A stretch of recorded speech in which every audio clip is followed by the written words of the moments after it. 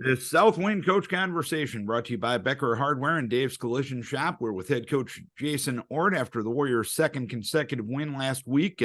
Wet homecoming, but a happy homecoming as you knocked off AGWSR. I'd imagine it was one of those nights that everyone that participated in that game, Coach, will remember that night for a long time to come because you probably dried out Tuesday, right? Yeah, it took some time to dry out. Yeah, the kids had fun with it. I can't say the same for the coaches, but you know, we'll take the win. It was a good hard effort.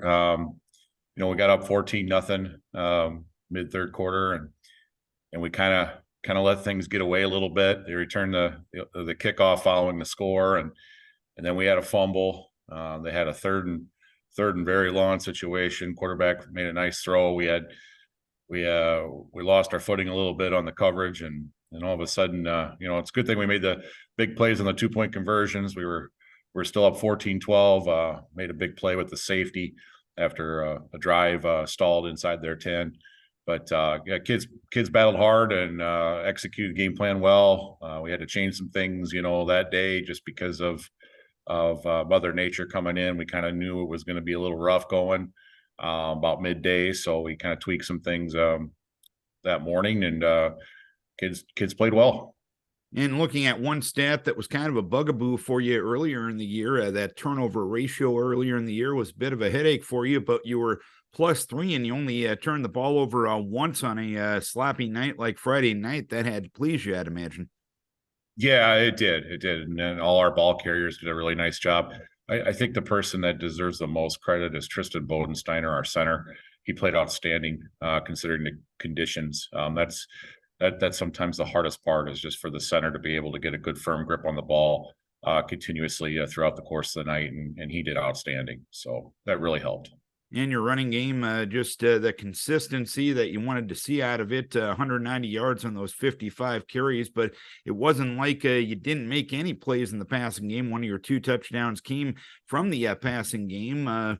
Obviously, there was challenges to that, but your kids got the job done. How'd you get it done? We really leaned on the run game. We leaned on the flex bone attack and the triple option. By the second half, we really kind of had to phase out the pitch element. It was just too risky. But we did a really good job with some of our double option schemes, and kids carried the ball hard. Well, offensive line came off the ball. We got really good action, double team pushes, and we really kind of limited the passing game to some of our short screen type passes, things like that.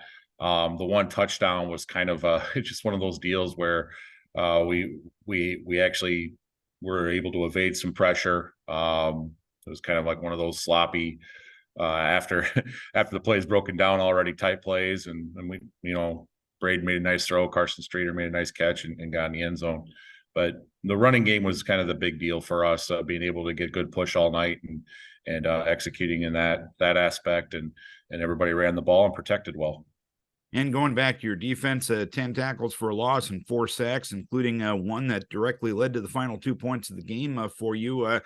You mentioned the push you were getting on the offensive side. Seemingly you were getting that on the defensive side as well, looking at the stats. Is that fair to say? Yeah, our defensive line's been doing a really great job of getting penetration, but then getting lateral too. We don't want to get too far upfield. And Parker Tim made a nice play to get that safety. He beat his man across the line of scrimmage at the snap, threw in a nice rip and got to the ball and tackled the quarterback for a safety. So that was huge. One of the great things that our defense was able to accomplish, and our offense too, in the second half, we had 40 plays. They only had 5. So that was, good ball control, running the clock down, putting ourselves in a really good position to win the game. And this week, you head to Nashville Plainfield, a team that's undefeated in district play. They fell for the first time last week. What do you expect out of the Huskies Friday night? Really good wing tee team. They're going to hit you with the basic concepts of the wing tee. They've got really good backs, good quarterback that can get the ball out, and they've got some receivers that can catch. Tight end's really good player.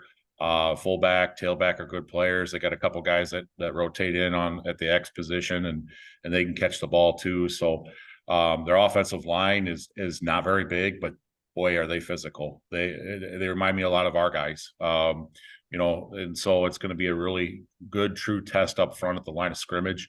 We're looking forward to that. I think our guys are up to the challenge, but we just got to shut down the basic concepts of the wing tee and get them a little bit uncomfortable on third down. All right, Coach, hopefully you can keep the winning ways going. Hopefully it's a little drier this Friday night, too. Yeah, let's hope so. So that can be the case. Keep your kids healthy. We wish you best of luck. All right. Thanks, Darren. That's Jason Ohrt, head coach of the South Winn Warriors, brought to you by Becker Hardware and Dave's Collision Shop.